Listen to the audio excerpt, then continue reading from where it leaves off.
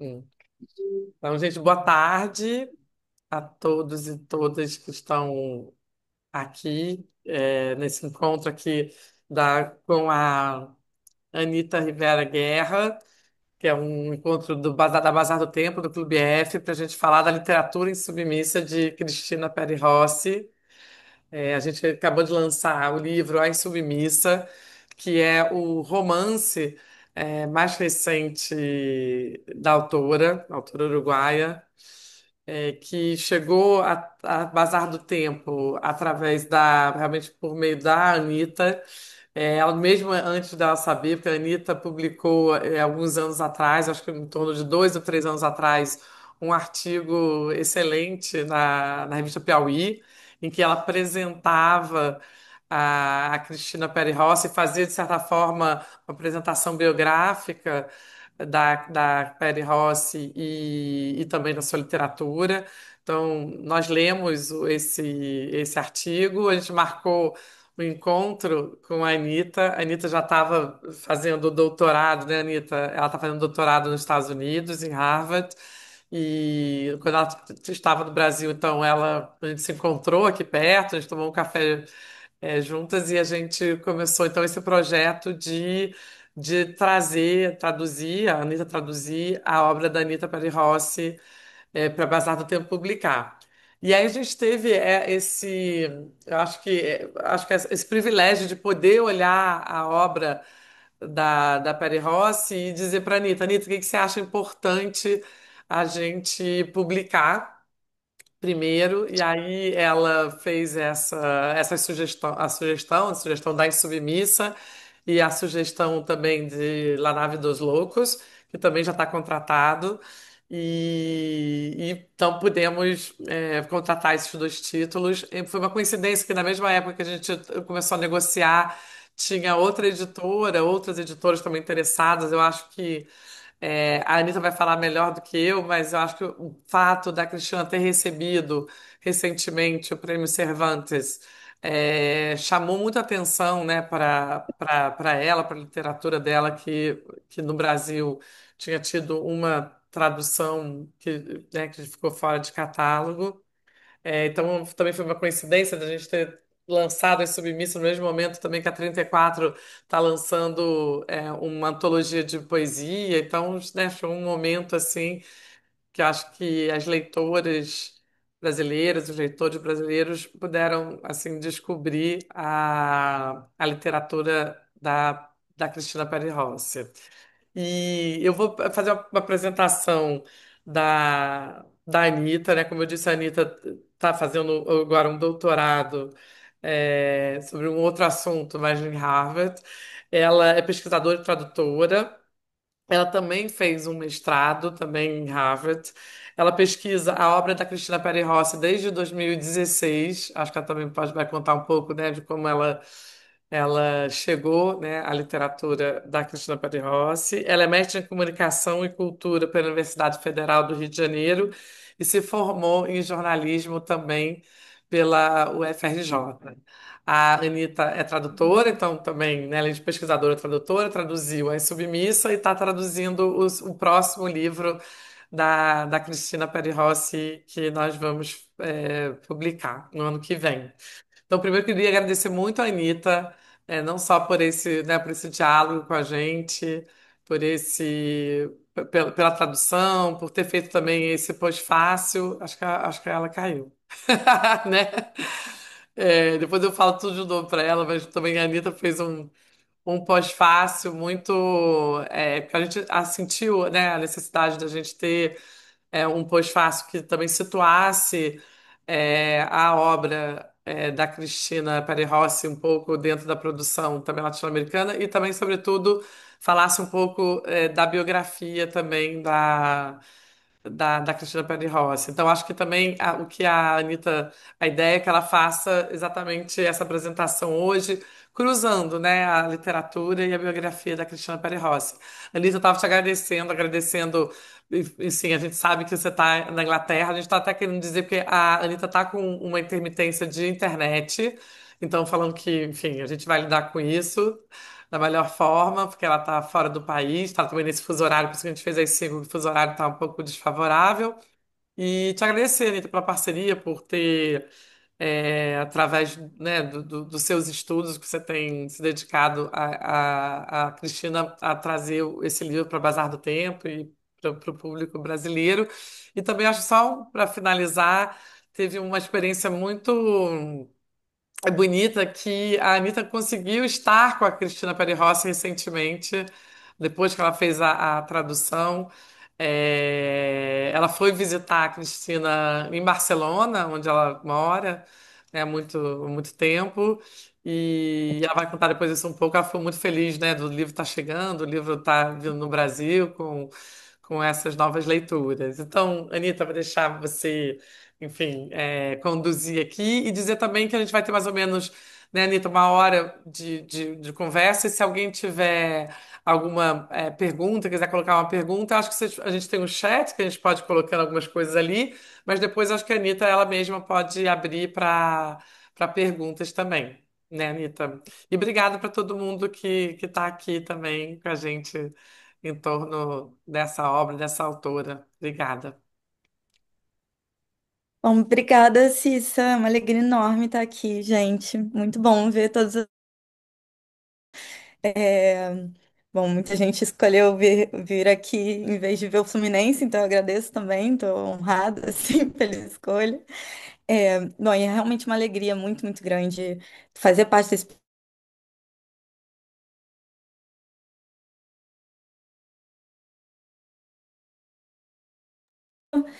Ih, E. voltou. Oi. Ah, não, congelou um pouquinho, mas voltou. Ai. Então, eu tô com essa questão da internet, eu espero que dê certo. É, Enfim, problemas técnicos, mas se eu congelar de novo, aí vocês pedem para repetir, enfim, vamos tentar da melhor forma possível. Então, eu queria muito agradecer a todo mundo, agradecer a Ana Cecília pelo convite, pela parceria que já está durando vários anos. Então, realmente, o artigo da Piauí é de 2022. E a gente começou, né, esse projeto de tradução, de conversa logo depois disso. E, e, enfim, agora está chegando ao público essa edição que está super bonita e com planos de virem outros títulos, La Nave de los Locos, ano que vem. E para mim é sempre uma alegria enorme falar da Cristina. A Cristina é uma parte constante da minha vida há quase 10 anos, como a Cissa mencionou.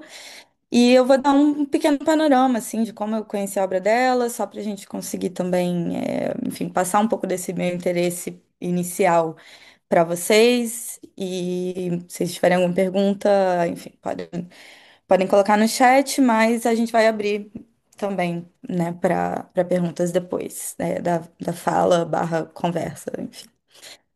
Então, eu conheci o trabalho da Cristina Peri Rossi, quando ainda estava na graduação em jornalismo pela UFRJ, e eu estava pesquisando autoras lésbicas latino-americanas para o meu TCC, meu trabalho de conclusão de curso, e, e acabei me deparando com o trabalho da Cristina, e como praticamente todo mundo que se depara com o trabalho dela, eu fiquei totalmente apaixonada e comecei a correr atrás de tudo que ela tinha escrito. O que não é pouca coisa, porque ela tem quase 50 livros publicados, eu vou falar um pouco mais disso. E na época, que foi de 2016 para 2017, era muito difícil ter acesso aos livros dela. Não só no Brasil, mas, enfim, as edições, boa parte das edições estavam esgotadas na Espanha, no Uruguai, então pedir também para importação era super complicado e não tinha muita coisa disponível online. E felizmente isso está sendo corrigido, não só no Brasil, mas também, principalmente na Espanha e no Uruguai. E principalmente por volta da época que ela ganhou o Prêmio Cervantes, como a Cissa mencionou, que foi em 2021, novembro de 2021, e que é o prêmio o maior reconhecimento da literatura de língua hispânica.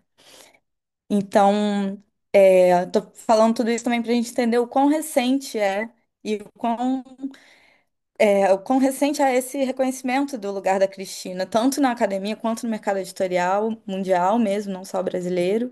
É, bom, depois do meu TCC, que foi sobre a obra poética dela, da Angélica Freitas, que provavelmente todo mundo aqui conhece, e de uma poeta porto-riquenha chamada Luz Maria Pierre, eu continuei a pesquisar Pere Rossi no mestrado, também na UFRJ, sob a orientação da professora Beatriz Jaguaribe, e relacionando a obra da Pere Rossi com a da Alejandra Pissarnik, que na época também estava começando a ser publicada no Brasil. E essa pesquisa deu origem à minha dissertação, que eu defendi em 2020, que, enfim, está disponível no banco de dissertações e teses da UFRJ, e também se desdobrou em alguns artigos acadêmicos que também estão disponíveis.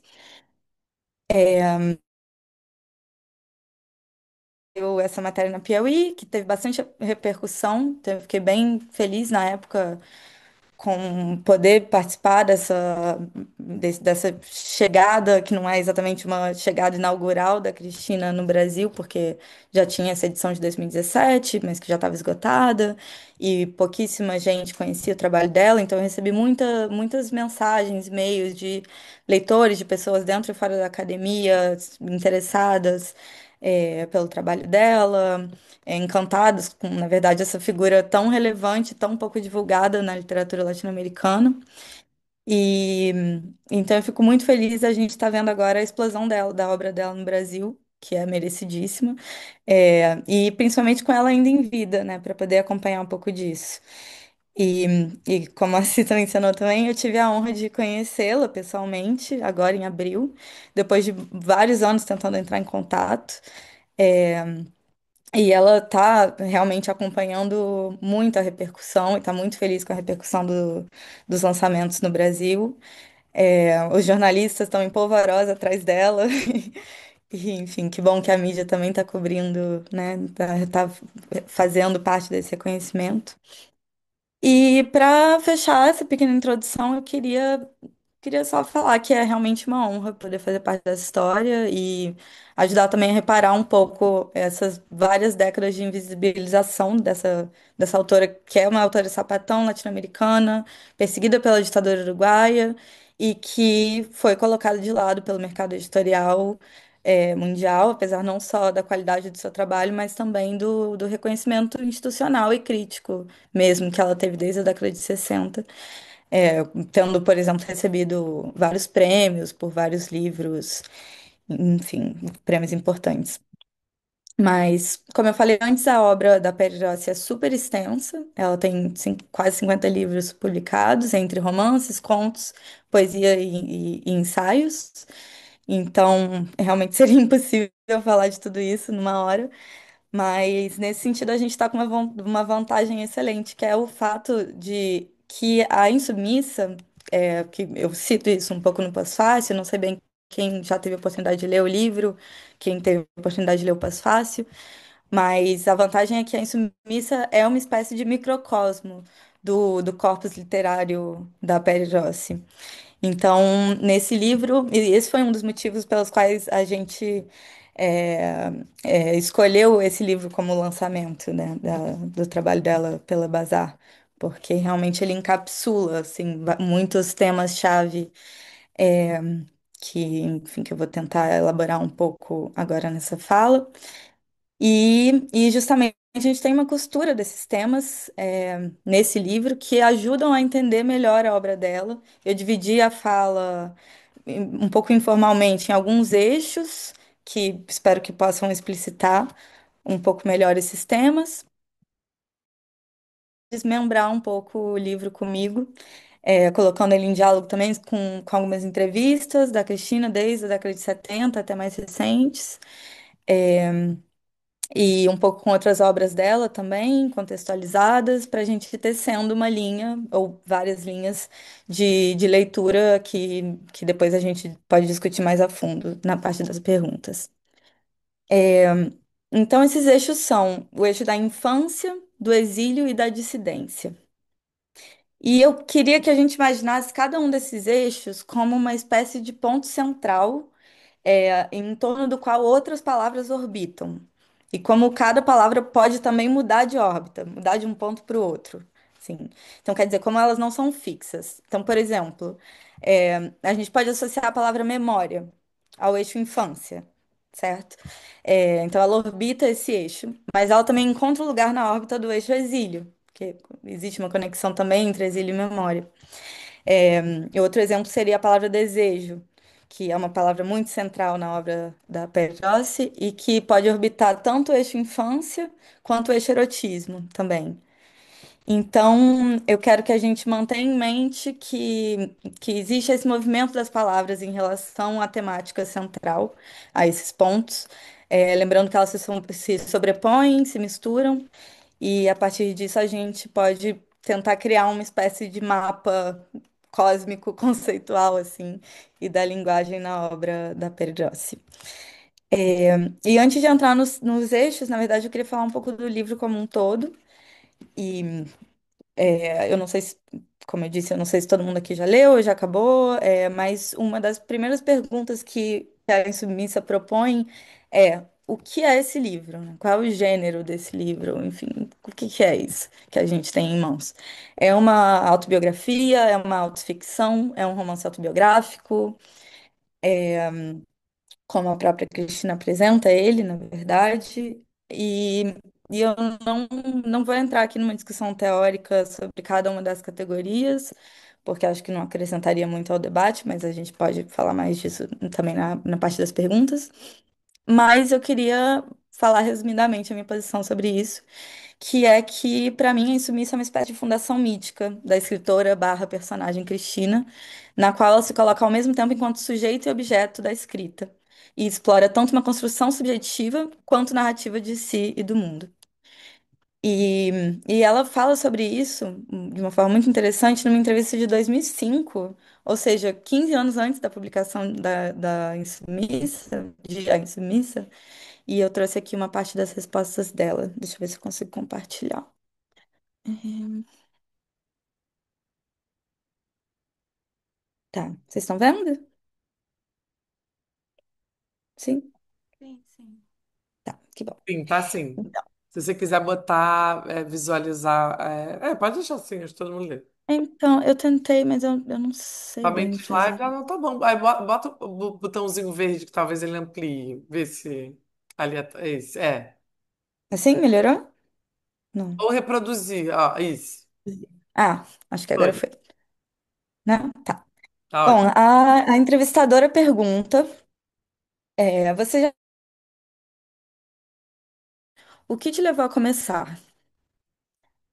É, peraí um segundo que apareceu uma janela aqui. E além disso, que diferenças você encontra entre escrever uma obra de ficção e uma obra declaradamente autobiográfica?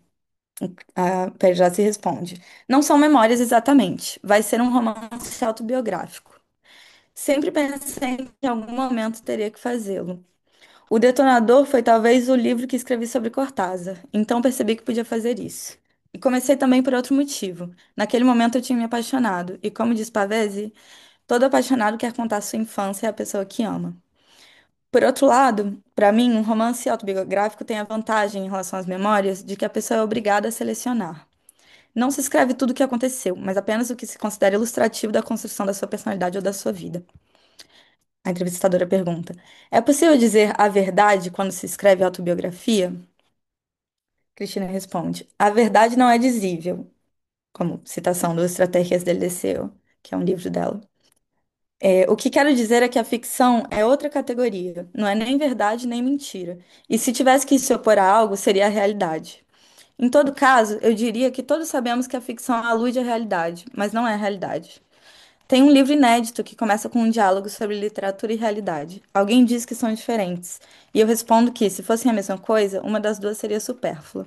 Cada um com a sua. Para mim, a realidade é que seria supérflua. Enfim, a ficção é uma construção imaginária. Quanto à verdade, a verdade não existe como tal. Toda verdade é subjetiva. É... Ixi, agora eu não consigo sair da página para ver minhas notas. Um segundo. Vocês estão vendo a tela? Como é que... Estão vendo Primeiro Amor. Tá, eu não sei bem o que aconteceu. Desculpa, gente. É Eu porque sou meio ruim com tecnologia. é porque a gente tá vendo. Aí você também só tá vendo isso, né? Aí você perdeu. É, então, sim. Eu queria abrir minhas É, notas. bota. Você vai precisar desse primeiro amor agora ou não? Não, não, vou interromper e Então, depois eu continuo. descompartilha. Descompartilha. É, isso. É, tá. Parar de compartilhar e. É, eu tô tentando. Ai, meu Deus. Tá, não, agora foi. É, enfim. Bom, então, na verdade, não importa exatamente o que no livro, né? A partir dessa fala dela, não importa exatamente o que é realidade e o que é ficção, porque o que ela parece estar propondo é que a narrativa de uma vida através da memória já é por si só um artifício ficcional, né? Então, para a gente entendendo isso e construindo esse mapa das palavras, é, vamos começar primeiro pelo eixo infância, que é um pouco da onde parte o livro, né? E que se apresenta desde realmente o comecinho do livro, no Primeiro Amor, no capítulo Primeiro Amor, como ponto central. E então vamos ler o primeiro parágrafo para a gente ir um pouco se aclimatando e já ir entrando no tom do livro. Vocês ainda estão vendo? Estamos, acho que tem que Vamos só embora. voltar, acho que as páginas, que acho que você foi para frente. Tá, Isso, foi? aí, sim. Primeiro amor. A primeira vez que me declarei à minha mãe, eu tinha 3 anos. Segundo os biólogos, os primeiros anos da nossa vida são os mais inteligentes. O resto é cultura, informação, treinamento. Tinha propósitos sérios, pretendia me casar com ela. O casamento da minha mãe, do qual fui um fruto precoce, havia sido um fracasso, e ela estava triste e angustiada. Os animais de estimação compreendem instintivamente as emoções e os sentimentos dos seres e procuram acompanhá-los, consolá-los. Eu era um animal de estimação de 3 anos. Uhum. Outro dia, uma professora da FRJ me disse que ela acha que esse é o único primeiro parágrafo comparado a Em Busca do Tempo Perdido de Proust. Eu ia E comentar eu, a mesma coisa, Anitta, porque ela não está aqui, porque ela está num seminário internacional, foi a Flávia Trócoli, né? Que é uma maravilhosa, que ela falou que coisa tão bonita como essa só é o Proust. sim. Eu tô aqui com ela na Inglaterra, inclusive. Enfim, nessa conferência. É, bom, e esse parágrafo é realmente genial, porque só nele ela já mostra ao que veio, assim, e apresenta alguns elementos muito essenciais para o livro. E então a gente tem, por exemplo, a dimensão da rememoração da infância, trazendo essa noção autobiográfica que o livro se propõe, e, e também eu vou retomar um pouco mais para frente, para a gente pensar nessa questão da autobiografia, enfim, que a gente pode conversar mais sobre isso nas perguntas. Tem a dimensão do desejo e de um desejo fora do padrão, digamos assim, trazendo um elemento de dissidência, que é esse amor da menina pela mãe, o que torce a coisa psicanalítica do amor da menina pelo pai, ou do menino pela mãe. E também uma dimensão do humor e da ironia, que é sempre presente na obra da Cristina, inclusive frente às maiores tragédias, como a tragédia do exílio. E, a Perrossi explora a questão da infância já no primeiro romance dela, de 1969, que foi premiado na época, foi super reconhecido, pela intelectualidade uruguaia, que se chama Libro de mis primos, ou O Livro dos Meus Primos, que é a história dessa família que mora numa casa com muitos quartos e um quintal enorme, claramente inspirada na casa da avó dela, que ela descreve muitas vezes na Insubmissa. E essa história é contada a partir do ponto de vista das crianças e dos adolescentes também, da família, especialmente um desses primos, que é o Olivério. E o Olivério, um pouco como a personagem da Cristina na Insubmissa, tá sempre vendo o mundo através daquilo que ele vive na casa, da relação dos adultos com as crianças, dos adultos entre si, das crianças entre si. E aí ele vai descobrindo a vida em todas as suas dimensões, assim, a partir dessa visão desse mini mundo que é a casa, né? Então, a dimensão do desejo, da alegria, da angústia, bastante como a personagem Cristina, na verdade, na Insubmissa. E esse tema da descoberta do mundo a partir do olhar infantil, como a gente pode ver, sempre esteve presente na obra da Cristina, inclusive na poesia dela também. E esse livro é um livro muito interessante porque ele realmente mescla poesia e prosa de uma forma que eu acho que eu não consigo comparar com nenhuma outra autora, assim, eu acho que ela faz de uma forma muito, muito genial, mas isso é outra história. E então essa descoberta do mundo a partir do olhar infantil, que está sempre presente na obra da Cristina, esse olhar não é um olhar de inocência, como a gente poderia pensar, né? E a própria Cristina fala numa entrevista de 78 que, cito ela, não se trata de pureza ou inocência, de falta de comunicação, nada disso. Essas crianças têm a sabedoria dos velhos que passaram por tudo, mas no interior delas a lucidez não foi danificada. É o olhar que se escolhe ingênuo como maneira de evitar as renúncias da idade madura, a frustração do homem e da mulher, uma maneira de não ser cúmplice dos milhares de massacres cotidianos. Essas crianças passaram, pelo menos a nível mental, por todas as experiências, como espectadores, como vítimas, e o desencanto delas não tem nada de frustração porque elas estão além da esperança. Elas podem viver sem esperar nada, simplesmente porque desfrutam com o espetáculo e com a inteligência. Essas crianças têm um desencanto inapelável frente às rebeliões individuais e, inclusive, frente às coletivas, sem renunciar jamais ao juízo como arma de enfrentamento. Estão um passo além das formas habituais de rebeldia. Então, essa rebeldia, ou insubmissão, está presente o tempo todo no livro. Desde a relação, por exemplo, extremamente conflituosa com o pai, são as passagens, parte das passagens mais pesadas, eu acho, enfim, tem muitas, mas acho que são muito tocantes. Até a descoberta, por exemplo, de que o amor dela por outras mulheres não era aceito socialmente. E o capítulo O que dirão é um ótimo exemplo, porque é quando ela se depara, não pela primeira vez, mas de uma forma bem física, assim, literalmente física, com a violência da imposição das normas sociais e como elas afetam meninas e meninos de forma diferente, é, tanto de uma forma prática quanto simbólica. Então, vamos ler esse trecho.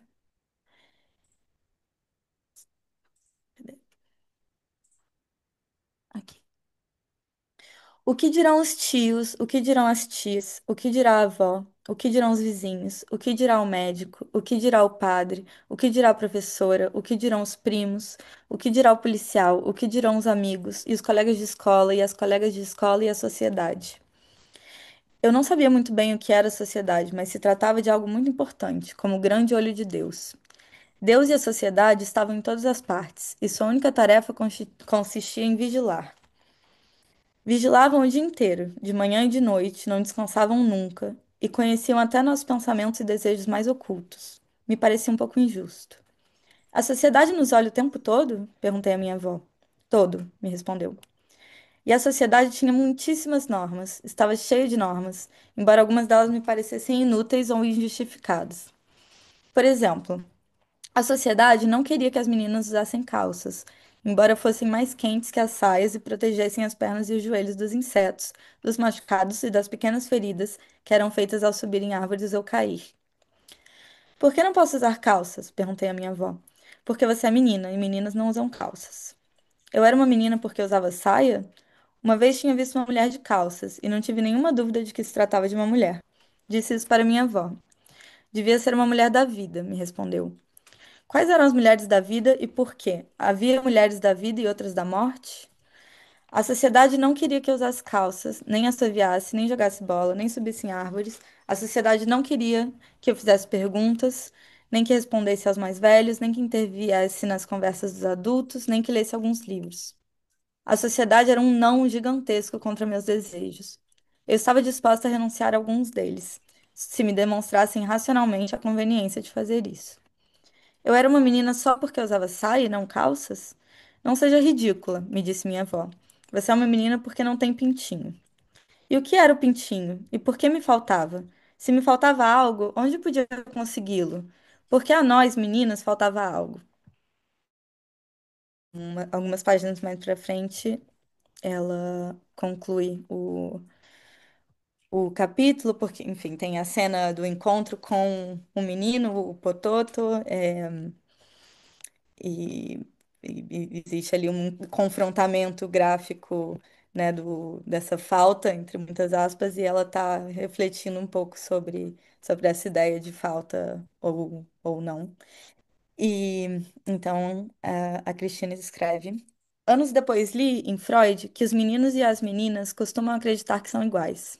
Até que uma adulta boba, a mãe ou a avó, ensina a menina que lhe falta algo. E a menina costuma se sentir culpada por aquilo que falta. É um ser incompleto, imaturo, não terminado, como a Sinfonia Inacabada de Schubert.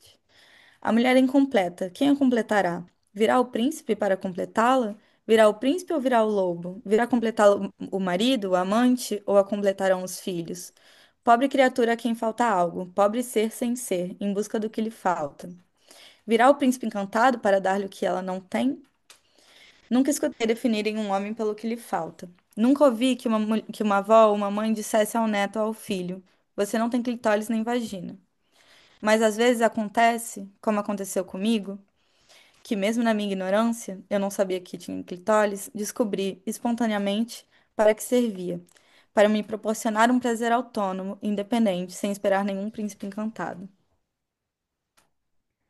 Então, aqui a gente tem muito também a dimensão da memória em relação à dissidência, né? Que é quando ela descobre, e é o desejo também, que ela descobre o próprio desejo, descobre a independência, é, desse, enfim, desse desejo proporcionado por esse órgão que supostamente falta, né? Ou, enfim, pela presença do desejo feminino, enfim, o desejo da mulher, ou dos corpos não cis masculinos. E, é,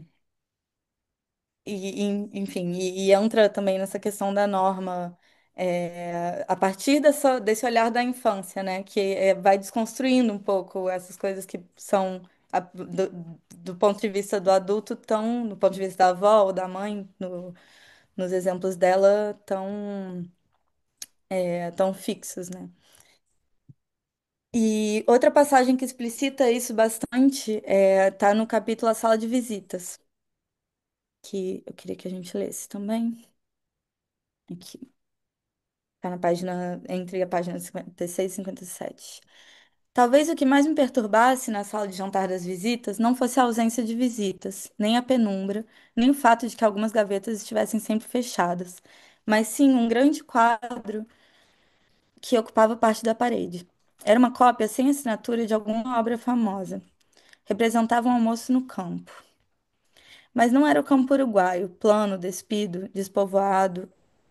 Tratava-se de um bosque frondoso, de árvores muito grandes e altas, entrelaçadas entre si. A paisagem multicolorida, densa, úmbria, provocava uma sensação de frescor e de mistério ao mesmo tempo, e ocupava a parte superior do quadro e as laterais. Mas no centro havia um grupo humano almoçando.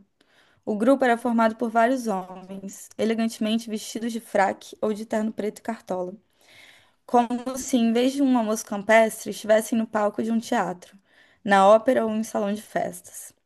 No meio deles havia uma só mulher, jovem, bela e completamente nua.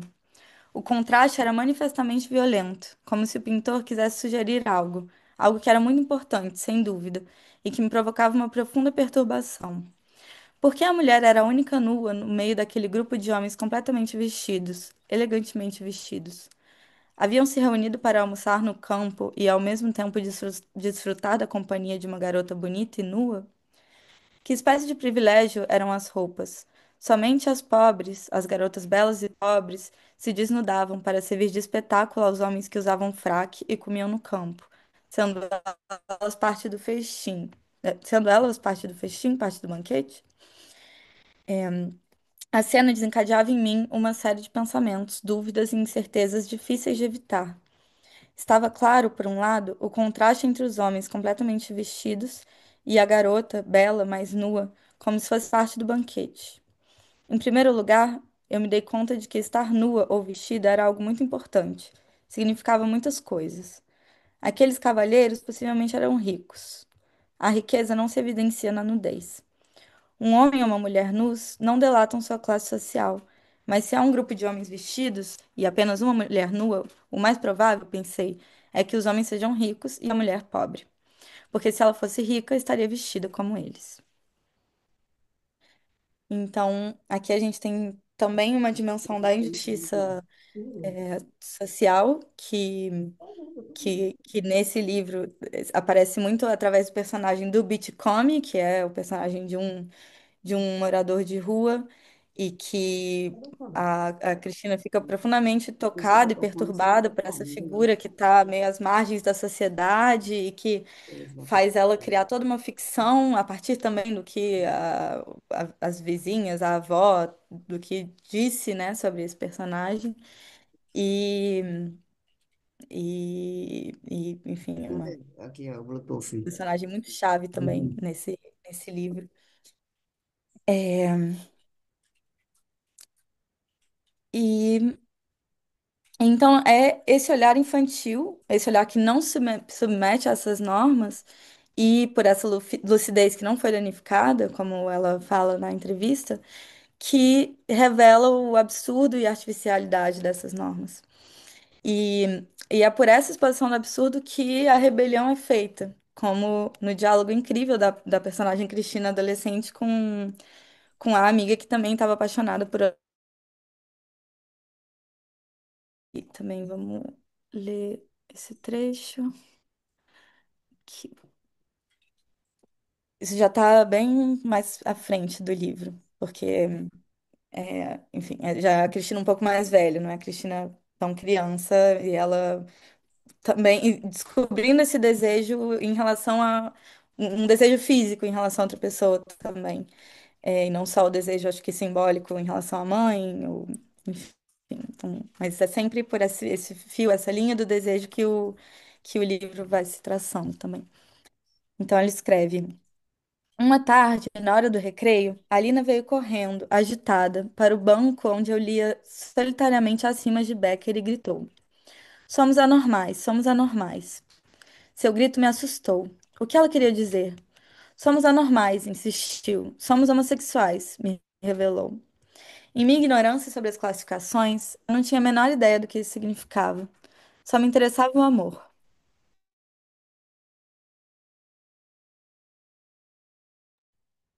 E acho que congelou, Em né? primeiro lugar, Tô. eu não tinha muito claro o que era ser viado, além de afeminado, e nunca tinha me ocorrido que havia mulheres viadas. Mulheres viadas? Perguntei, assombrada. Não, somos sapatonas. Nunca tinha ouvido essa expressão. Alina compreendeu minha confusão. Os homens se apaixonam pelas mulheres e as mulheres pelos homens. É sempre assim, disse Alina. A verdade é que eu não tinha prestado atenção nessa conduta. Para mim, o importante era o amor, não quem o sentia. E quem eram dignas de amor? As mulheres, é claro. Somos homossexuais, por isso não gostam da gente, disse Alina. Porque não somos normais, somos monstros. Eu era um monstro? A verdade é que os monstros nunca tinham me interessado, nem os super-homens, nem as bruxas, nada sobrenatural.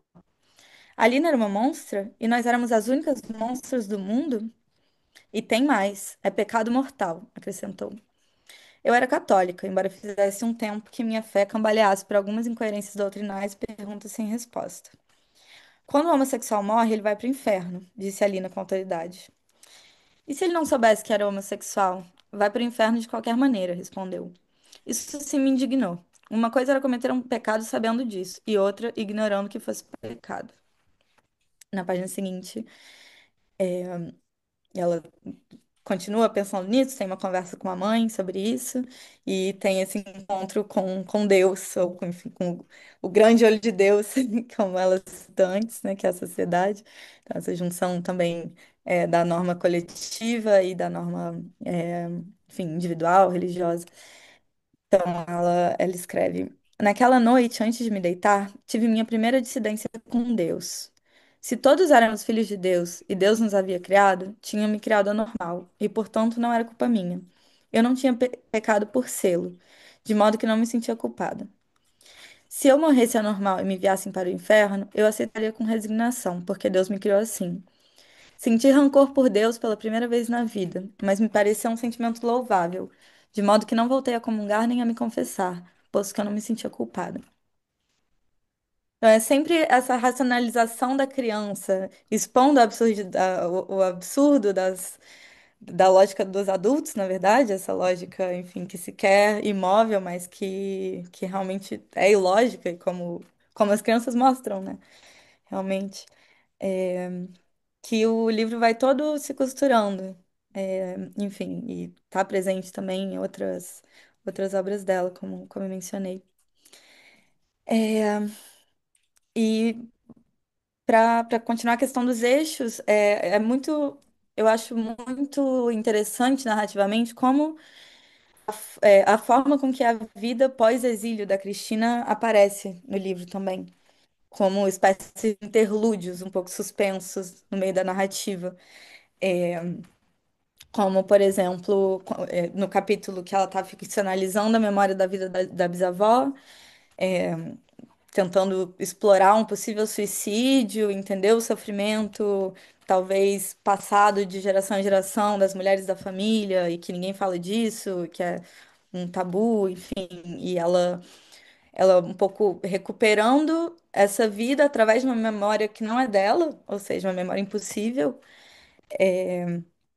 Então, é tipo, por isso também que ela fala que não é um livro de memórias, né? Porque é um livro de memórias que não são dela, necessariamente, né? E, enfim, isso é interessante, a relação entre a memória e a ficção que a gente estava discutindo antes. E a avó, que o ponto todo do capítulo é que ela saiu da Itália, de Gênova, e foi para o Uruguai acompanhando o marido.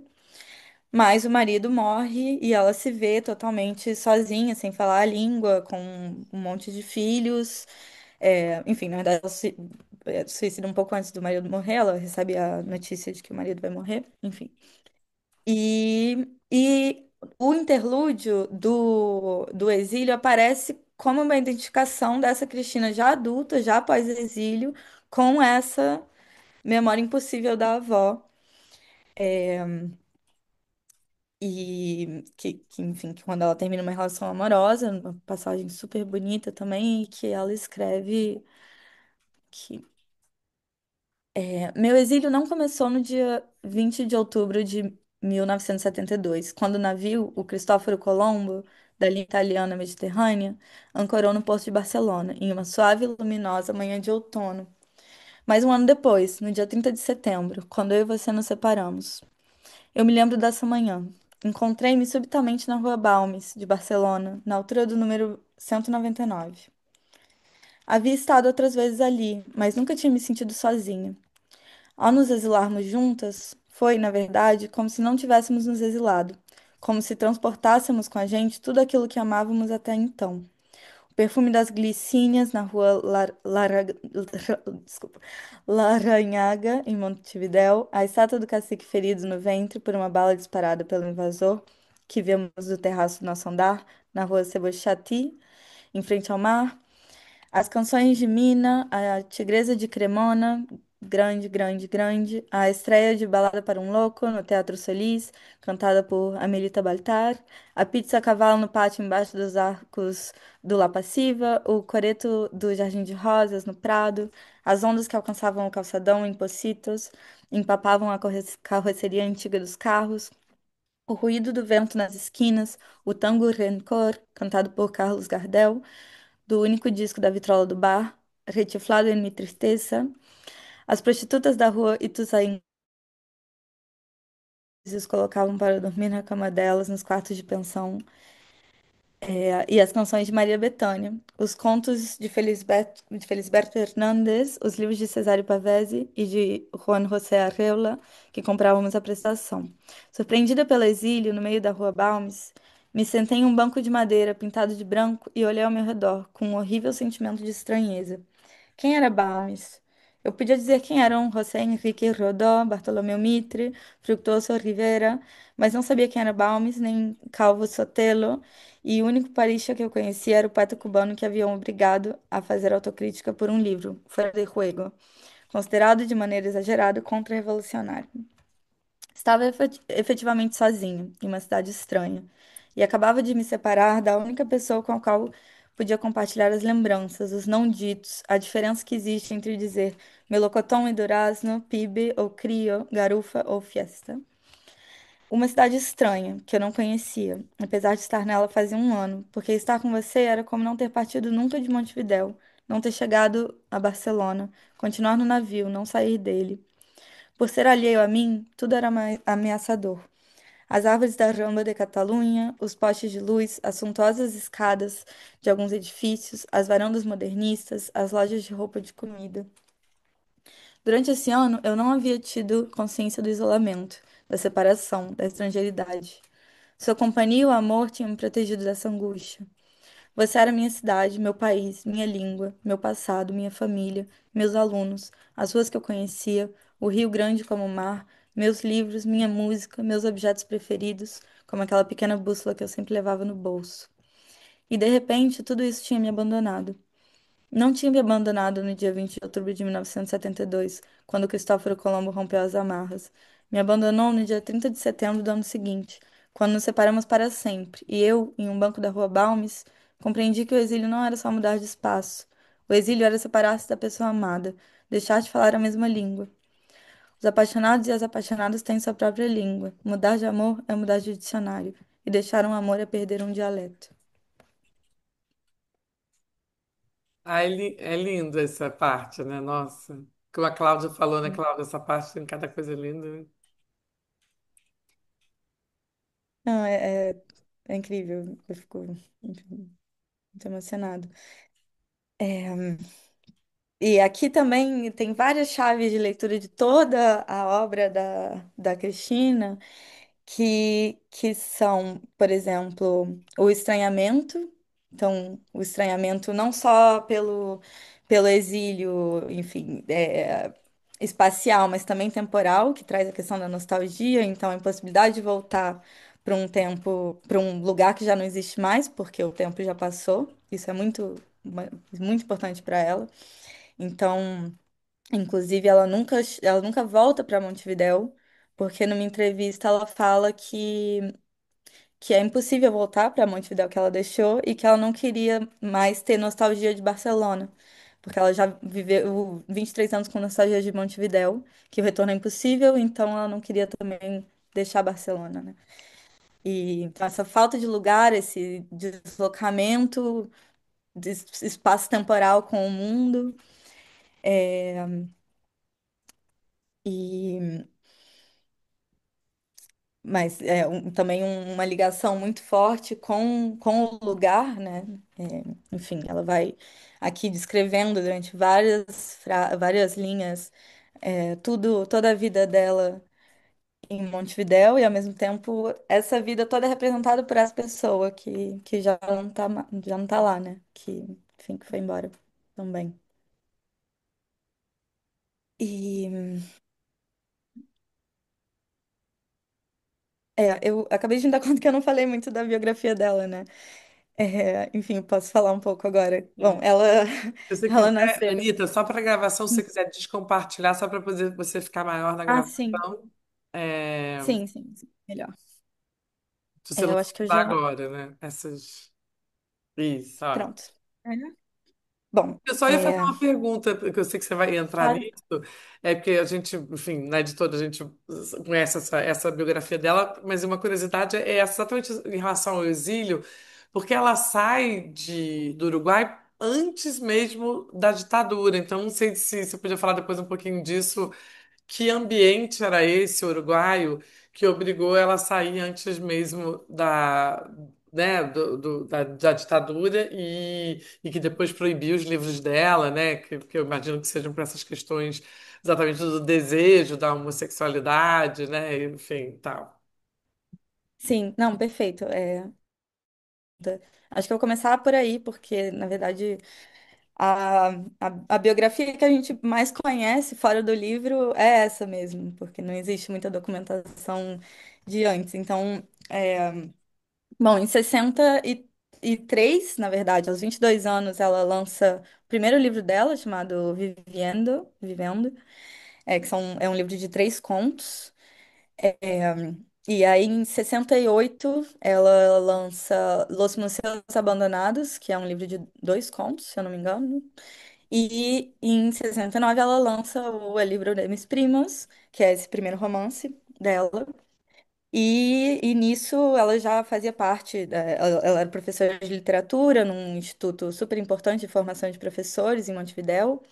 E ela trabalhava em várias revistas de esquerda e, enfim, da intelectualidade de Montevidéu, da época, como a Marcha. Ela escreveu para o jornal do Partido Comunista também. Então, ela tinha uma presença muito prolífica na vida intelectual política, do Uruguai.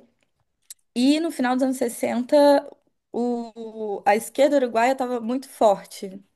Tinha enfim, os Tupamaros estavam realmente ganhando muita força, as guerrilhas, ela não entrou para a guerrilha, mas ela era simpatizante das guerrilhas, então no livro Los Museus Abandonados, ela dedica, ou é livro das minhas primas. Bom, eu tô com umas edições aqui para mostrar para vocês, de qualquer forma, eu já vou pegar, e aí eu confirmo essa informação.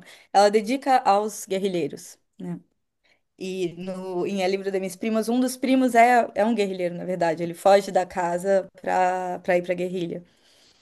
E o Olivério, que é a criança, fica muito angustiado com isso, porque ele não levou ele, o Olivério.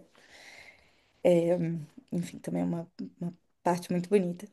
Mas, mas o que acontece é que teve, como mais ou menos nos outros países. Não, enfim, desculpa. Em 68 teve uma grande mobilização popular a partir, né, de maio de 68, de Paris, e como tivemos também no Brasil, como teve no México, enfim, vários outros países. E nisso a esquerda estava tomando uma força, mas um, é porque no Uruguai tem dois partidos principais e, enfim, estavam tentando fazer um terceiro partido, que é a Frente Ampla, mas acabaram não conseguindo ganhar as eleições, porque as eleições foram roubadas, basicamente, e uma pessoa civil, um civil mais super de direita entrou, que é o Bordaberry. É, e nisso, em 70 e... Agora eu não lembro se ele entrou no final de 71 ou começo de 72, porque, enfim, eu não tenho isso anotado aqui na minha frente. Mas, mas o Congresso, né? Então, ao contrário da Argentina, do Brasil e do Chile, a ditadura uruguaia, ela começou antes do golpe, assim. Foi mais ou menos institucional, mas através de uma eleição roubada. É, e aí, finalmente, em 73 ele fechou o Congresso e entrou a junta militar no poder. Mas, então, fez processo anterior ao golpe, que já era uma espécie de ditadura. E foi nesse momento que já estavam prendendo gente, prenderam uma aluna da Cristina, foi, na verdade, por isso que ela decidiu se exilar. Não, não só por isso, mas também por isso, porque ela estava escondendo a aluna na casa dela. E, enfim, várias questões. Proibiram o nome dela na mídia, proibiram os livros dela, e ela viu que não tinha mais possibilidade de ficar lá, mas ela achou que fosse ser uma coisa de meses, que ela fosse voltar depois de alguns meses, e aí veio o golpe, e aí ela só poderia voltar 23 anos depois, né? E escolhe não voltar, como eu mencionei antes. Mas. Então, aí em 72 ela vai para Barcelona, um pouco nesse caminho oposto dos avós, porque, como ela conta no livro, e isso é um dado interessante, porque em várias entrevistas e, enfim, em documentos históricos também, mostram que o nome do barco não era esse, e que ela muda voluntariamente, assim. Então, pensando também na coisa da memória, ficção, realidade, enfim, como o romance autobiográfico, ela muda isso, alguns nomes de ruas, por exemplo, esse nome do barco. É, mas, então, ela chega no final de 72. Só que ela chega numa Barcelona, numa Espanha que ainda estava sob o poder franquista, a ditadura franquista. Então, em 74, ela continua sendo perseguida. O governo uruguaio entra em contato com o governo espanhol para retirar o passaporte dela. E aí, nisso, ela foge para Paris, fica uns meses em Paris, vários meses, quase um ano em Paris, e aí consegue, por meio de, enfim, várias coisas, consegue um passaporte espanhol e consegue voltar para a Espanha. E ela tá lá desde então, né? Ela chama essa fase de Paris do segundo exílio dela. E, e ela tá em Barcelona desde então. É, ela, enfim, teve alguns períodos em Berlim, mas um ano, só que foi um ano muito importante para ela. Acho que foi em 88, se eu não me engano, que ela escreveu um livro incrível de poesias logo depois chamado Europa Depois da Chuva. Mas eu vou pegar os livros para mostrar para vocês as primeiras edições. Rapidinho.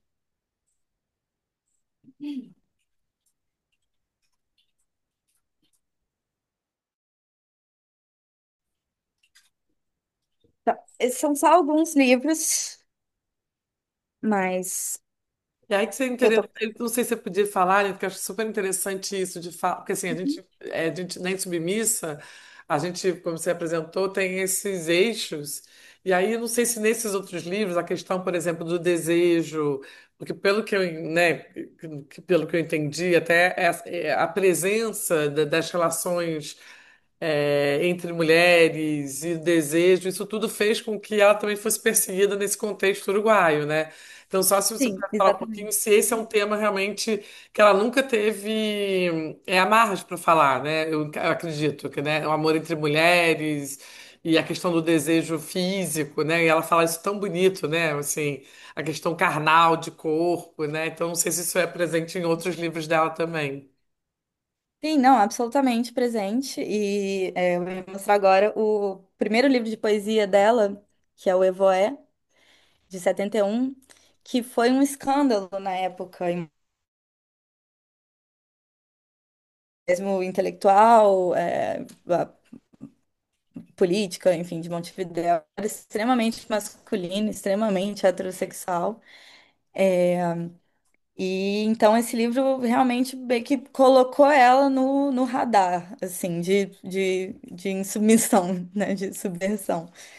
E porque aí virou uma coisa não só política, mas também não só política no sentido da guerrilha, enfim, uma questão de classe, ou de sistema de governo, mas realmente de uma política do corpo, uma política do gênero, do desejo. E, enfim, é um livro muito incrível, muito simbólico, assim, né, para ela. É, aí, só mostrar brevemente alguns outros. Esse é o livro de Minhas Primas, que eu falei, 69. É... Não, aqui tá o original da Insumissa, que ela escreveu uma dedicatória. É, não é por nada não, mas o nosso tá mais lindo, hein? Não, né? Tá mais lindo, hein? Tá os dois aqui, né? Eu acho também. Bloco gráfico. Lá na Vida dos Loucos. Enfim, só pra botar uma cara também nos livros que eu tô mencionando. Esse é o de 68, segundo. Esse aqui é de 75, Description de um Naufrágio, Descrição de um Naufrágio, que na verdade ela escreveu antes do exílio, mas ela levou ele inédito para Barcelona, na mala dela. Ela conta que viajou com centenas de folhas de papel, escritas e não escritas, assim. E, e esse aqui, a imobilidade de los barcos, ela tem também uma questão muito importante. Acho que eu cheguei a mencionar uma coisa da travessia, da suspensão. Ela tem uma relação com mar e barcos. Então, essa questão da travessia dos avós para o Uruguai, a travessia dela de volta para a Europa, também é muito simbólica como um naufrágio assim do próprio país, né, que é o naufrágio político, mas também no sentido simbólico da poesia e da literatura de forma geral. Ela fala especificamente da poesia como um, um, um lugar, um espaço liminal que leva para um outro lugar, então um lugar de suspensão, assim. Então ela escreve, por exemplo, em 2007, o poema Minha Casa é a Escrita e enfim, que ela trabalha em vários contos também, nesse lugar da escrita como casa, esse lugar, o único lugar que é possível se habitar quando se perde uma casa no espaço e no tempo é a própria escrita, né? Enfim, esse é Babel Bárbara. Os títulos são E ótimos, né? E, Anitta, essa coisa dos barcos, você vê, tem a La Nave de los Loucos, os barcos, o mar, a travessia. Não sei se eu sonhei com isso, você me contou que ela não tem uma coleção de barcos, Uhum. não é isso? Ela tem uma coleção de imagens, de elementos do mar, elementos de navegação. Então, tem barquinhos, tem desenhos de barcos, tem cadernos de navegação na casa dela. E, e é muito bonito, assim, porque realmente é tudo com esse tema. E ela conta também que, na verdade, essa coleção começou antes da viagem do exílio, que foi, na verdade, a viagem do exílio, quando ela tinha 30 anos, foi a primeira viagem da vida dela, fora do Uruguai, né? Fora dessa que ela conta para o interior do Uruguai no livro. Ela fala que nem mesmo tinha ido para Buenos Aires. Mas ela já tinha uma certa obsessão, enfim, uma relação com o mar, que também aparece em alguns lugares no livro. Então é bonito também como ela costura assim essa essa viagem do exílio como uma viagem de escrita, enfim, a escrita como uma viagem, como uma travessia. Então, sim. É. Eu Acho sei, que a a gente gente pode pode abrir. começar. Se quiser alguém quiser fazer uma pergunta, eu queria fazer só uma pergunta, que eu tô perguntadeira hoje. Que eu acho que é uma relação que a gente usa isso. O fato delas ter feito parte desse movimento que é o chamado boom da literatura latino-americana. Então, eu queria que você Uhum. pudesse falar um pouquinho disso, dessa participação nesse contexto, e da relação dela com o Júlio Cortázar, né? Que ela até tem um livro com ele. Se você pudesse falar um pouco disso e esse resultado que a gente viu, que é o que você começou a falar, de como, dentro desse contexto, os homens viraram sucessos mundiais, internacionais, e uma pessoa como a Cristina ficou tão pouco conhecida, né? Que eu acredito que o prêmio Cervantes acabou Não foi ajudando você, muito foi ela ela. mais Foi recentemente. ela? Acho que tivesse eu. Ixi.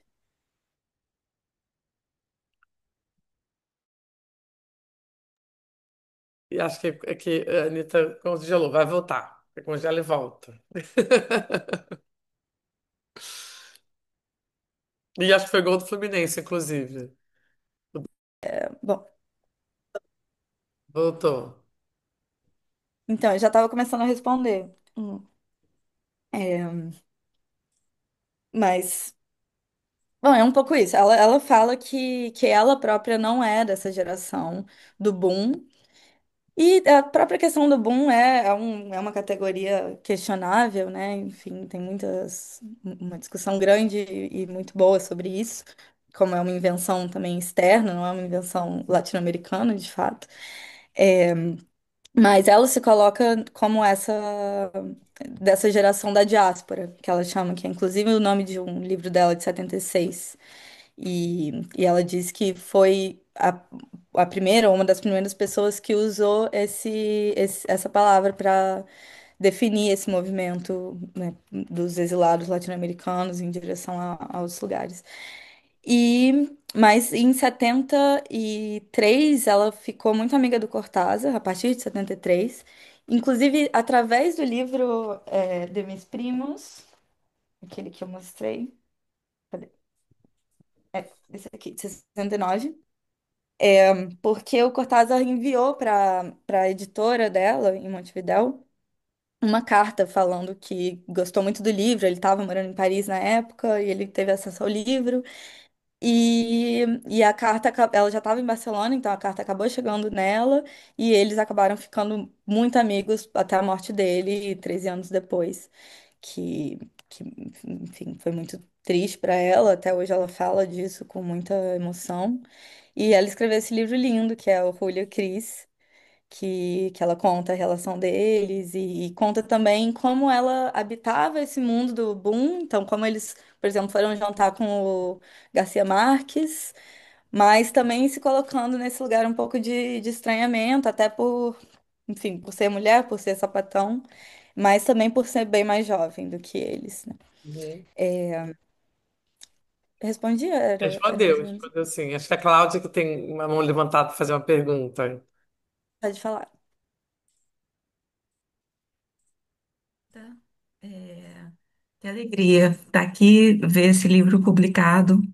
Eu queria, antes de contar uma historinha, eu fui no lançamento do livro de poesia e lá o editor e tradutor também contou que ficou né, teve esse despertar para publicar a Pere Rossi depois que leu o seu ensaio lá na Piauí. Então, eu- isso, né, isso me lembrou de uma fala da Pere Rossi, sobre o trabalho que é feito e tradutoras, que esse trabalho é que traz à tona a obra de mulheres como ela. Então, acho que, enfim, fica os parabéns para você, ter feito esse texto, ter também atraído, né, a atenção das editoras, e com isso a gente está agora podendo ler a Pere Rossi no Brasil através da sua tradução e dos tradutores lá da editora 34. Então, isso acho que essa relação com a academia, né, com o que as mulheres estão pesquisando e fazendo para a gente é muito interessante. Eu acho que é um pouco o que o Clube F também faz, e as editoras, né, trazendo essas obras que a gente não conhecia.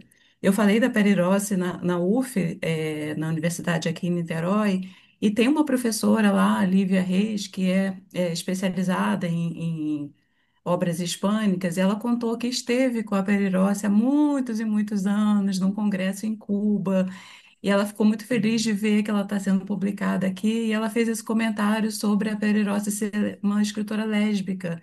Aí ela falou, na época, assim, isso a gente não conhecia, nunca tinha lido, nunca tinha ouvido falar, e foi muito interessante conhecê-la lá e isso assim, ela falou, isso deve ter uns 30 anos. E agora poder ler a tradução dela é muito interessante. Eu queria que você comentasse, eu acho esse livro, ele é lindo, assim, difícil, né, de escolher esses temas todos que você trouxe para a gente, muito interessante fazer essa linha, assim, né, de temas que ela aborda, porque ela aborda com muita profundidade cada um deles, quer dizer, é um livro curto, mas tão profundo, né? E a questão da linguagem, eu queria que você comentasse um pouco, porque é uma criança, quer dizer, é ela narrando, né? Já na sua vida, né? Já de mulher mais velha, né? Olhando para trás, mas ao mesmo tempo, eu não sei se é a forma como ela escreve, a gente consegue ver a epifania infantil da Pere Rossi, assim, né? Quando ela descobre certas coisas, parece que é a criança escrevendo, mas ao mesmo tempo, não, a gente sabe que é ela, porque está muito bem elaborada, assim. Não-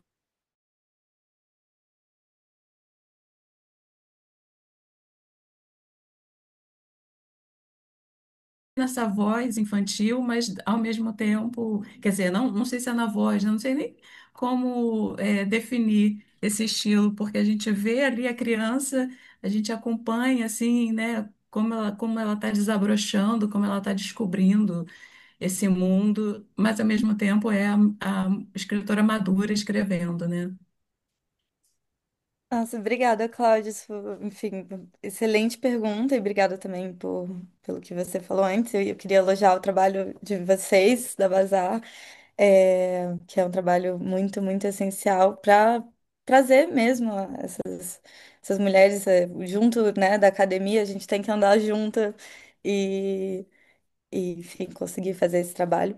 É, mas voltando para a coisa da linguagem, que é uma super chave de leitura, obviamente, da Perry Rossi, mas eu acabei não entrando muito porque, enfim, ia ficar um pouco mais longo, mais complexo, enfim, mas obrigada pela pergunta.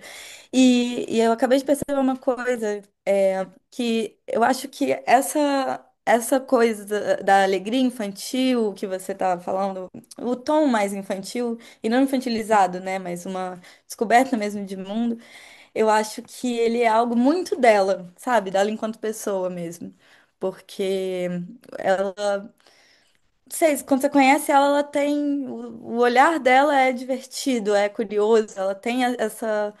Ela vê o mundo através dessa lente, eu acho, é, dessa rebeldia infantil de tentar, né, de não submeter mesmo a essa lógica tão superficial do mundo adulto. Então, e sim, mas ela é uma escritora, ela consegue. Todos os personagens dela são extremamente profundos, tem milhões de camadas diferentes. Mas eu acho que nesse caso é algo realmente muito pessoal dela. Mas é muito impressionante como ela consegue passar isso, né? Através, através da escrita. E que incrível isso da Lívia Reis de Cuba. Vou começar com ela sobre, quero saber mais. Eu não sabia. Incrível. É, Mari, acho que Maria a Olivia. pergunta também é. Oi, gente, boa noite. Eu não me canso de parabenizar o catálogo, como vocês descobrem autores incríveis e traduzem obras que a gente acha que não vai encontrar mais. Tem uma edição esgotada em francês e não sei o quê. Então, parabéns pela curadoria e parabéns pelo seu trabalho, Anita, de tradução, de ter trazido essa autora, chamado a atenção dela, né, para as editoras. Isso é super importante. Eu ainda não li o livro. O meu primeiro contato com o texto foram os trechos que você leu aqui. Já fiquei muito impressionada. E pegando o gancho do comentário da Cláudia sobre a linguagem da autora, isso me impressionou também. Assim, eu fiquei pensando, não à toa, as obras foram perseguidas por um regime autoritário, porque se essa for a tônica das outras obras dela também, a gente vê como que é assim, é muito cristalina. O texto dele é muito, o texto dela é muito cristalino e ensina a pensar, a questionar. E aquele questionamento, assim, como é fácil fazer isso? Como é acessível você questionar várias camadas de opressão, que aí, pelo que você leu, começa na família, e tem a sociedade mais ampla, e tem a arte, ela questiona como a opressão é retratada também na arte, e como que é fácil você sair questionando e como isso é perigoso, né? Então, é muito inteligente a forma como ela ensina as pessoas a pensar e a questionar, desde coisas simples, mas com tanta profundidade. E com certeza vou comprar o livro. Já virei fã da autora. Me compraram, assim. E parabéns, gente. Parabéns mesmo pelo trabalho de vocês. Muito obrigada, Mari. Obrigada pela. Obrigada, Mari. Eu queria, não sei se alguém tem mais alguma pergunta para fazer. Eu gostaria de falar, juntando um pouco que eu perguntei mesmo e você respondeu sobre esse contexto de ser geracional diferente, né, desses grandes autores da América Latina. Não sei se você conseguiria conectar a literatura da Perry Ross com algumas outras autoras, né? Porque a gente fala muito dos homens da América Latina, que são muito conhecidos e grandes autores internacionais. Não sei se tem outros nomes de autoras latino-americanas, sejam uruguaios ou de outros países, com as quais ou a própria Perry Ross se identifique, ou você, como pesquisadora, associe, né, o tipo de literatura, temática, linguagem, não sei. Sim. Não, excelente, porque no Uruguai, principalmente no começo do século, assim, final do século XIX até os anos 40, mais ou menos, tiveram mulheres muito, muito importantes. É, São a Delmira Agostini, a Juana de Ibarburu e a outra agora me falhou a memória, desculpa. Porque eu estou pensando também. Enfim, ela comenta muito dessas autoras, mas como a gente vê no livro, não são latino-americanas, mas, quer dizer, uma delas é a Alfonsina Storni, que é argentina, e que ela conta na parte sobre a biblioteca do tio, que eram as três únicas mulheres da biblioteca. E que tem essa cena que é uma cena do livro, mas que ela já repetiu em muitas entrevistas também, que é quando ele chega para ela e fala: Ah, você sabe quais são as únicas autoras mulheres? E aí ela fala, todas as três. Ele fala: Você sabe como elas morreram? E ela fala: Elas se suicidaram. Ele fala: É isso que acontece com mulheres que escrevem. Então, que é essa, enfim, essa cena que é muito formativa também para ela, assim, e que volta constantemente na fala dela. É, então, sim, apesar de Virginia Woolf e Safo, que são as outras duas que ela menciona, não serem latino-americanas, também tem, sim, uma chave de gênero aí que é muito, muito importante, e de sexualidade também, porque a gente sabe que tanto Virginia Woolf quanto Safo, enfim, trazem uma questão de uma sexualidade dissidente. E mas em termos de autoras latino-americanas, ela fala muito da Clarice Lispector, e ela traduziu uns 4 livros da Clarice. Eu acho que em geral, a crítica fala só de laços de família, mas ela traduziu, acho que a Paixão Segundo GH, não lembro agora exatamente quais, mas e ela tem um texto inédito que eu encontrei nos arquivos dela nos Estados Unidos, que uma conferência que ela deu, acho que nos anos 90, que eu menciono no Pós-Fácil, na verdade, que ela fala desse trabalho dela enquanto tradutora de Clarice, e ela menciona Clarice também em muitas entrevistas, como esse lugar da escrita feita por mulheres, mas também questionando um pouco a questão da escrita feminina, porque a escrita não tem gênero, enfim, ela fala um pouco isso. Mas sim, a Clarice foi uma super referência é uma super referência para ela até hoje. A Cláudia pergunta se a terceira era a Ida Vitale, que você ia falar ou não? Então, não, aí da Não. Vitália é mais recente. Ah. É, bom, depois eu. Acho que a Tânia está também com a mão levantada para fazer uma pergunta. Tânia, por favor. Oi, gente, boa noite. Esse livro foi o primeiro, né, que eu recebi eu sou um assinante recente da Vazar, e para mim, assim, eu digo, bom, se eu comecei com um livro desse, aí vai ser os seguintes, né? Eu não li o artigo da Anitta lá na Piauí, mas já baixei aqui para ler, porque eu gostei muito do Pós-Fácil, né? Eu achei assim, maravilhoso. E eu fiquei muito impressionada. Eu presto muita atenção no começo, quer dizer, presto atenção em tudo, mas assim, eu acho muito importante o começo e o fim, né? Como começa e como termina a obra. E ela já começou assim, me arrebatando, né, com aquela coisa de querer casar com a mãe, né? Eu digo, gente, né, como é isso, né? Uma criança colocada dessa forma. Eu estava pensando em escrever sobre ele, sobre esse livro, e sempre fico pensando em começar assim, é porque eu era ela, porque elas, né? Porque eu sou ela. porque assim foi uma identificação absurda, né, com a história, né, para mim foi muito comovente. E a forma como ela conta, assim, ela não passa a mão na cabeça de ninguém, ela não passa a mão na cabeça do pai, ela não passa a mão na cabeça do tio. Entretanto, tem um amor muito profundo, né, com essas pessoas da família. E eu queria falar assim do final, porque eu gosto muito dessa literatura que se debruça sobre ela própria, né? E eu senti muito isso no momento assim que eu fiquei, tem muitos livros que ela citou que eu já li, né? Mas alguns não, e eu fiquei assim anotando, eu vou ler e tal. E esse final, né, que ela entrelaça com Saroyan, né? Saroyan. Eu tenho até um livro dele que eu comprei há muito tempo e não li, e aí eu fui procurar, porque eu digo, não eu tenho que ler esse homem, né? A maneira como ela entrelaça, né, a história dela com esse escritor, digo, é impossível, né, eu não querer ler, né, tudo desse escritor.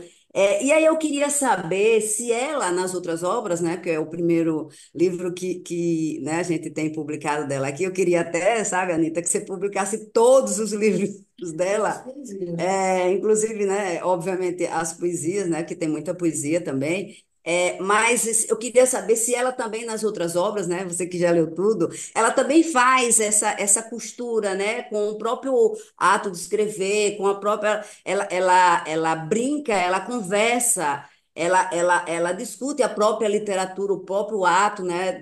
Do fazer literário, né?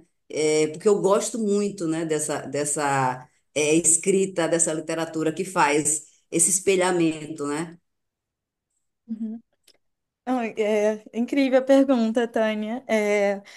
E sim, isso é.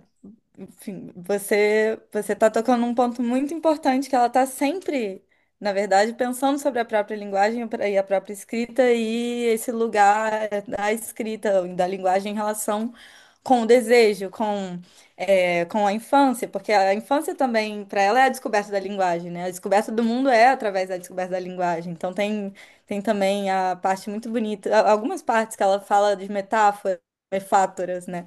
É, que ela vai descobrindo o mundo através mesmo da linguagem. E sim, tem uma série de trabalhos que ela faz isso, inclusive lá na Vida dos Loucos de uma forma diferente, acho que talvez menos didática, assim.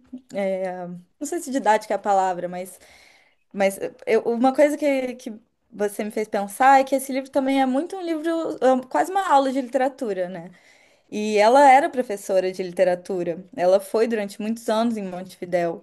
E ela perdeu a cátedra dela no Instituto Professor Artigas por causa da ditadura, né? Eles demitiram ela.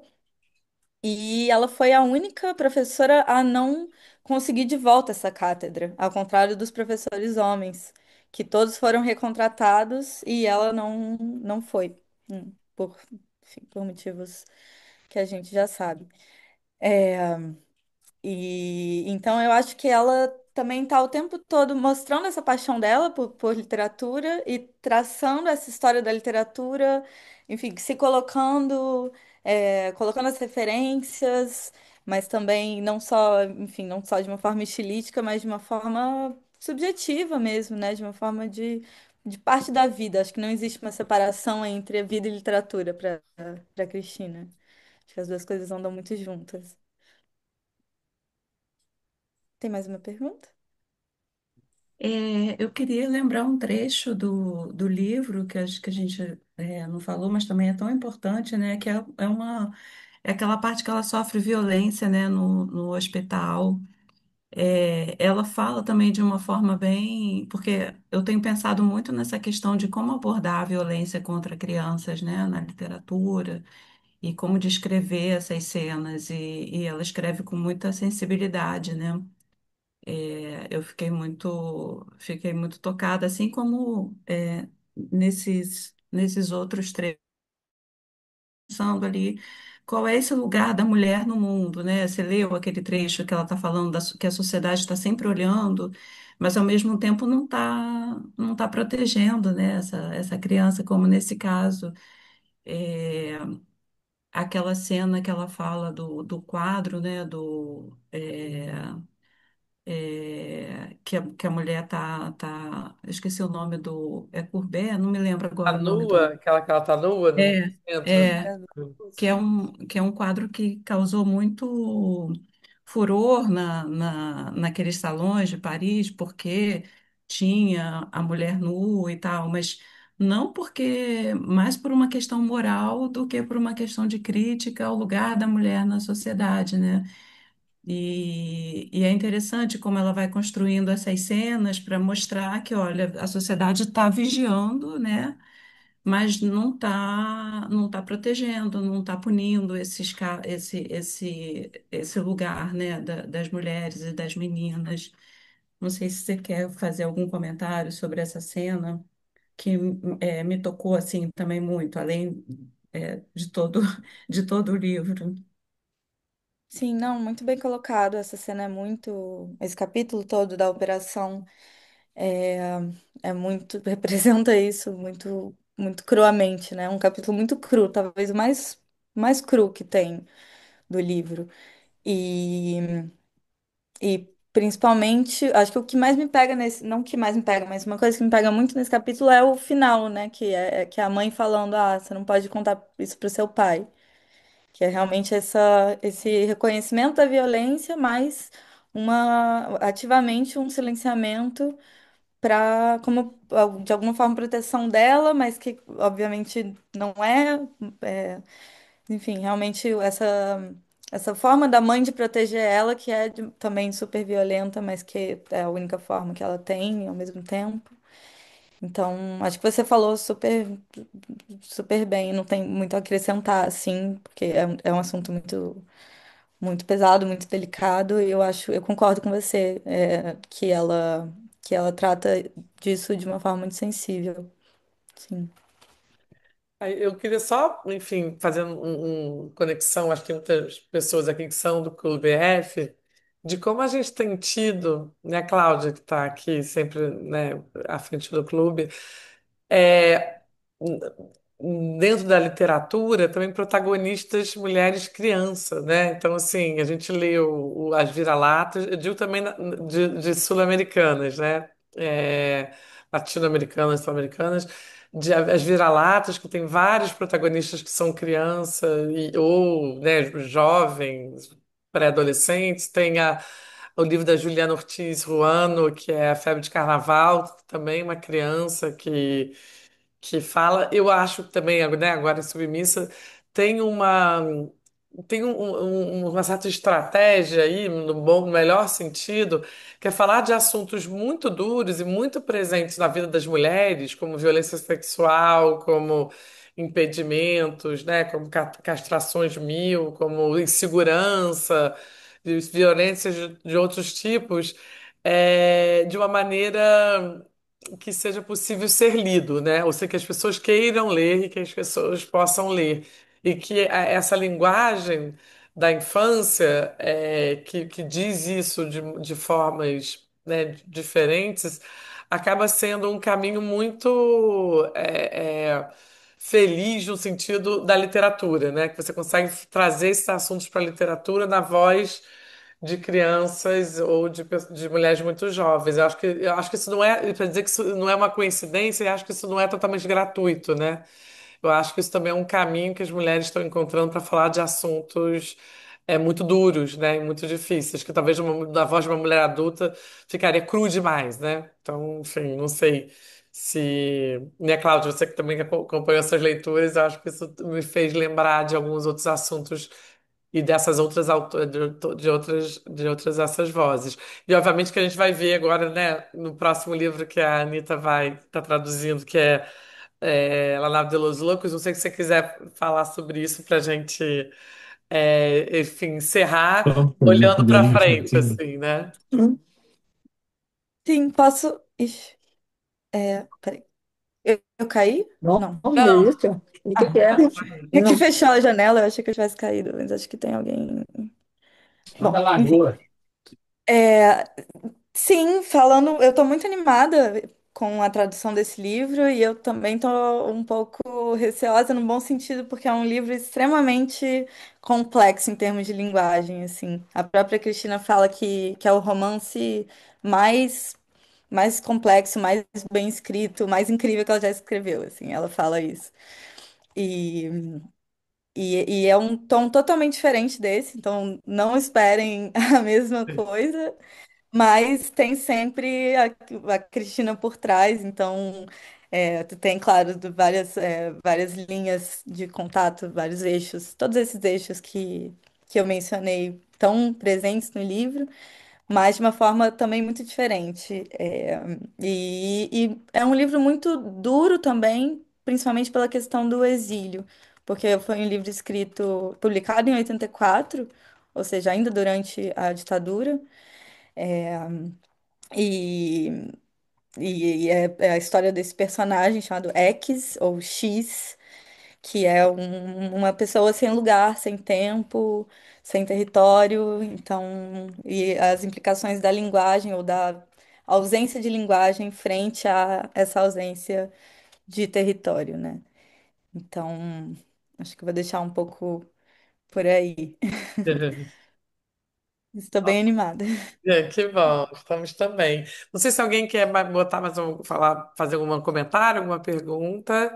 Eu queria agradecer muito, Anitta, enfim, seu tempo, fora tudo que a gente já agradeceu no início, né, desse movimento de estudar, Cristina, porque se a gente pensar bem, isso começou lá atrás, né, em 2016, quando você começou a estudar a Cristina, e também Cláudia, que está aqui, que também leu a Piauí, compartilhou comigo, depois a gente se encontrou várias vezes, enfim, então como isso é bonito também a gente olhar para trás e ver como também trazer, ter hoje em dia a Insubmissa aqui, isso é um caminho, né, construído de conexão entre muitas mulheres, então isso é muito bom, e agradecer a todas e todos que estão aqui também hoje nesse encontro, que vai ficar gravado para quem assistir depois, então também aqui. Obrigada, Anitta.